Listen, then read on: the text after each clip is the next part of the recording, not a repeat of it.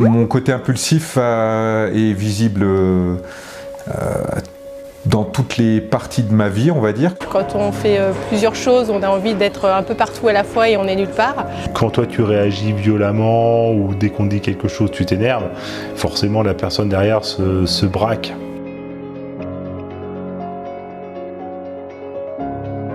Dès le début, le côté humain était présent, bien développé. Je pense que c'est ce qui nous a permis de nous créer, de se développer. Chaque année, chez les garçons, on est monté d'une division.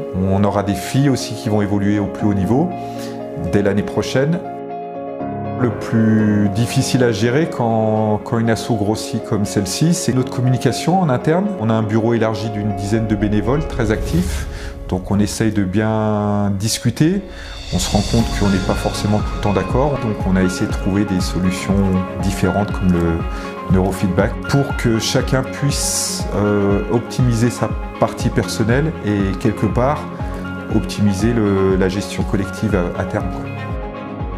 C'est une certaine appréhension, un certain stress lors de la première séance.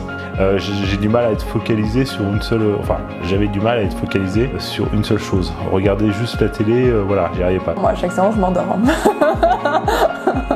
À chaque séance, je suis plus là. L'état où, comme ça, t'as l'esprit reposé, c'est rare, en fait. T'es toujours sollicité, t'es toujours dérangé, tu penses toujours à plein de choses.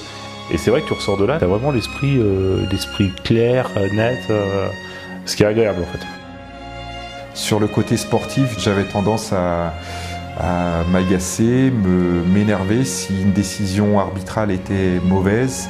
Ça me faisait complètement disjoncter, sortir mon match. Suite à ces séances de neurofeedback, je me suis rendu compte que j'arrivais plus à me poser, j'arrivais plus à profiter des choses, j'arrive plus à anticiper, à relativiser sur certains éléments de la vie, que ce soit familiaux, sportifs, professionnels.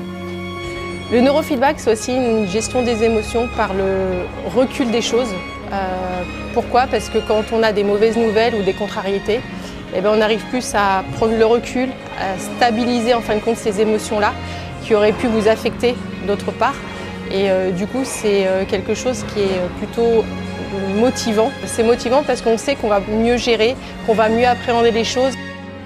Le bilan après une dizaine de séances, moi ce qui m'a le plus marqué, c'est l'état de fatigue. J'étais un énorme consommateur de café. Voilà, j'en avais 10-15 par jour sans problème.